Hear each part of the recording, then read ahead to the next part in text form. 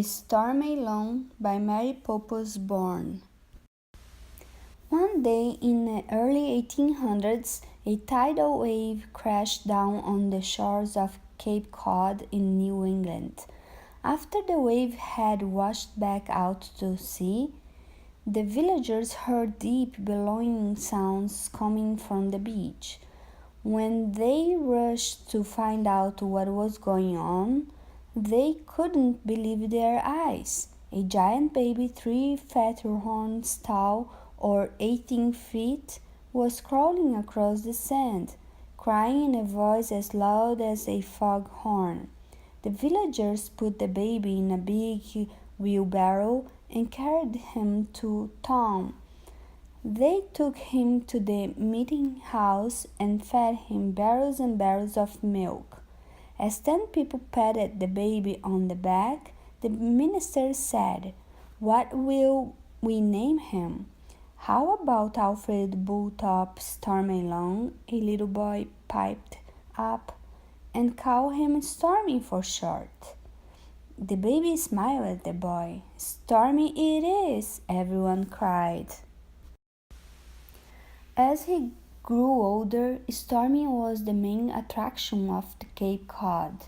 He didn't care for all the attention. However, it reminded him that he was different from everyone else. After school, he always tried to slip away to the sea. He liked to swim out into the deep water and ride the whales and porpoises.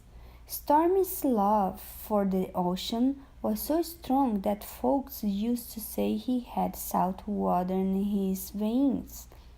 By the time Stormy was 12, he was already 6 horns tall, or 36 feet. "I guess you're going to have to go out into the world now," his friend said sadly.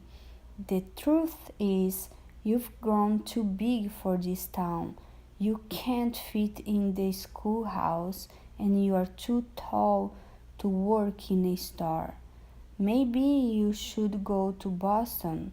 It is a lot bigger than Cape Cod." Stormy felt like an outcast as he packed his trunk, hoisted it over his shoulder, and started away. And when he arrived in Boston, he discovered something that made him even sadder. Although the city had more buildings than Cape Cod, they were just as small. Worse than that, his huge size of foghorn voice scared the daylights out of everyone he met. "A sailor's life is the only one for me," he said, staring longingly at Boston Harbor. "The sea's my best friend. It's with her that I belong." And with his back to Boston, Stormy strode toward the biggest young clipper docked in the harbor, the Lady of the Sea. "Blow me down," said the captain when Stormy stood before him. "I've never seen a man as big as you before." "I'm not a man," said Stormy. "I am 12 years old." "Blow me down again," said the captain. "I guess you have to be the biggest cabin boy in the world then. Welcome aboard, son." The sailors were a bit shocked when the captain introduced the 36-foot giant as their new cabin boy. But the day soon came when all the sailors of the Lady of the Sea completely accepted Storm's awesome size. It happened one morning when the clipper was anchored off the coast of the South America. "Hoist the anchor!" the captain shouted after a few hours of deep-sea fishing. But when the crew pulled on the great chain, nothing happened. The sailors heaved and hauled and still could not move the anchor off the bottom of the ocean. "Let me take care of it," Stormy boomed. Then the cabin boy climbed onto the bowsprit and dived into the sea. After Stormy disappeared, terrible sounds came from the water. The ship began pitching and tossing on the wild, foaming waves. It seemed that all aboard were about to be hurled to a wet grave, when suddenly the sea grew calm again and Stormy bobbed to the surface. Hand over hand, he climbed the anchor chain, nearly pulling the ship onto her side with his great weight. As soon as he was safely aboard, he yanked up the anchor, and once again the lady of the sea began to glide through the ocean. "What happened?" cried the crew. "Just a little fight with a 2-ton octopus," said Stormy. "Octopus?" "I. He didn't want to let go of our anchor." "What would you do to him?" the others cried. "Wrestled 8 slime tentacles into double knots. It will take a month on Sundays for him to untie himself." From then on, Stormy was the most popular sailor on board. Over the next few years, his reputation spread too, until all the young clipper crews wanted him to sail with them.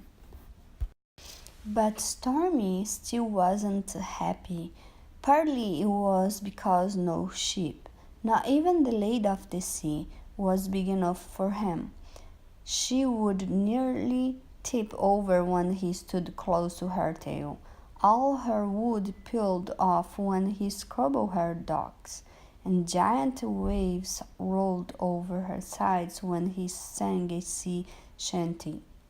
Worst of all, Stormy was still lonely. The clipper's hammocks were so small that at night he had to sleep by himself in a rowboat.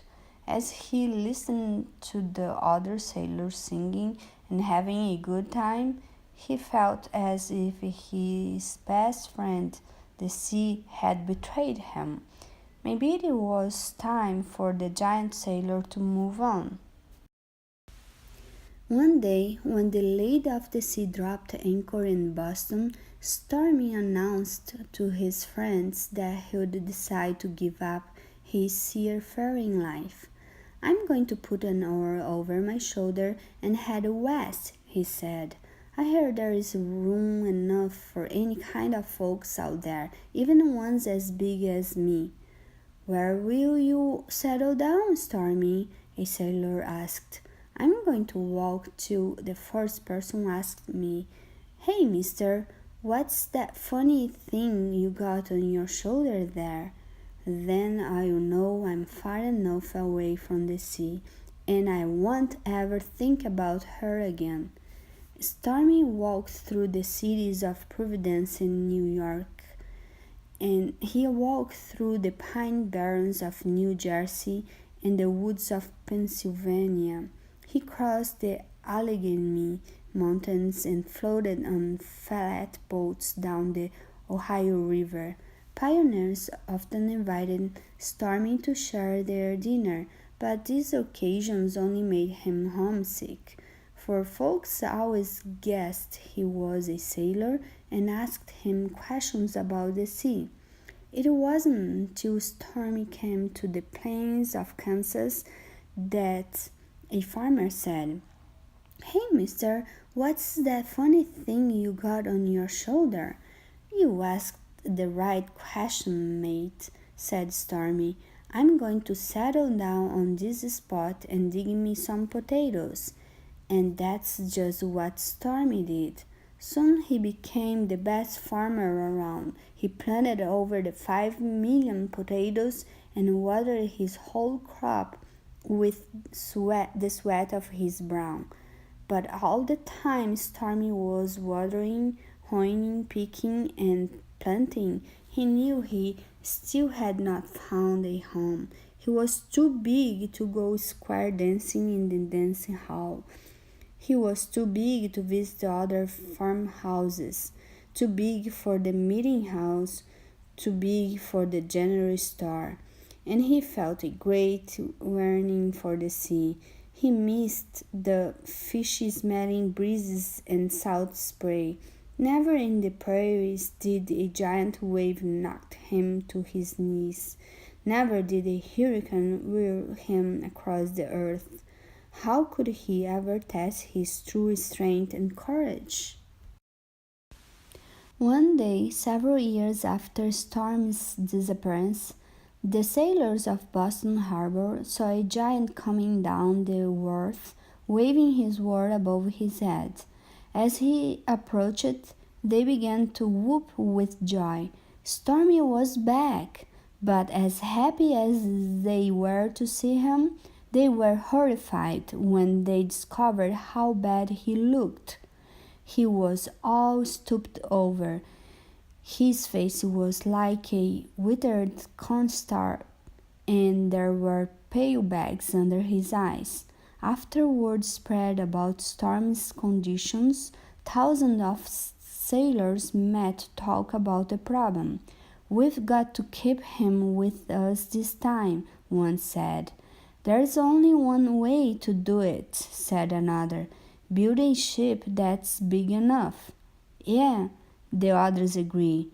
"We can't be having him trail behind us at night in his own rowboat."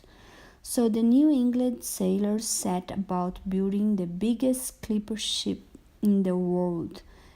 Her sails had to be cut and sewn in the Mojave Desert, and after she was built, there was a lumber shortage all over America. It took over 40 seamen to manage her pilot's wheel, unless, of course, the captain happened to be Alfred Bowtop Stormalong, who could whirl the ship's wheel with his baby finger. Stormalong named the clipper the Course, or on her maiden voyage he clutched the courser's wheel and steered her out of Boston Harbor. As he soared over the billowing waves, his cheeks glowed with sunburn, his hair sparkled with ocean spray, and the salt water began coursing through his veins again.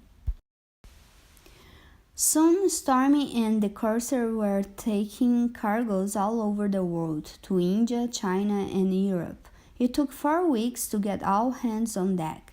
Teams of white horses carried sailors from stem to stern. The ship's towering masts had to be hinged to let the sun and the moon go by. The tips of the masts were padded so they wouldn't punch holes in the sky. The trip to the crow's nest took so long, the sailors who climbed to the top returned with gray beards. The vessel was so big that once, when she hit an island in the Caribbean Sea, she knocked it clear into the Gulf of Mexico. But one of the Courser's most memorable escapades took place in the English Channel, when she was trying to sail between Calais and the dark cliffs of Dover. Her crew discovered the width of her beam was wider than the passageway. "It is impossible to edge her through," the first mate cried. "We have to turn back." "Hurry, before she crashes on the rocks," said another. "No, don't turn her back," bellowed Stormy from the captain's wheel. "Bring all the soap on deck."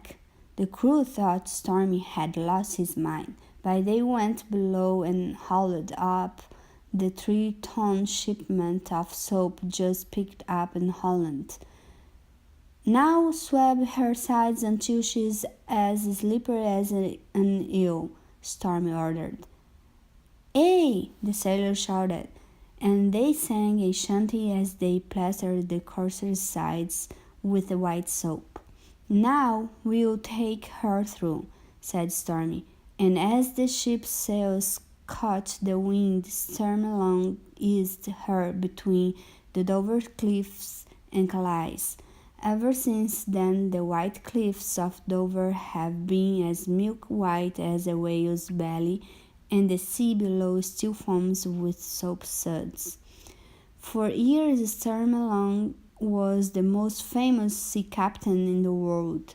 Sailors in every port told how he ate ostrich eggs for breakfast, and 100 gallons of whale soup for lunch, and a warehouse full of shark meat for dinner. They told how after every meal he'd pick his teeth with an 18-foot worm. Some said it was the same word he once carried to Kansas. But it was also said that sometimes when the crew sang shanties late at night, their giant captain would stand alone on the deck gazing out the sea with a look of unfathomable sorrow in his eyes. After the Civil War, steamships began to transport cargo over the seas. The days of the great sailing ships came to an end, and the courageous men who steered the beautiful young clippers across the oceans also began to disappear. No one remembers quite how old Stormalong died. All they recollected is his funeral. It seems that one foggy twilight thousands of sailors attended his burial. They covered him with 100 yards of the finest Chinese silk, and then 50 sailors carried his huge coffin to a grave near the sea. As they dug into the sand with silver spades and lowered his coffin with a silver cord, they wept tears like rain. And for years afterward they sang about him. Old Storm's dead and gone to rest. To my way, hey, Stormalong. Of all the sailors he was the best. Mr. Stormalong. Ever since then, seamen first class put ABS after their names. Most people think it means able-bodied seamen, but the old New England seafaring men know different.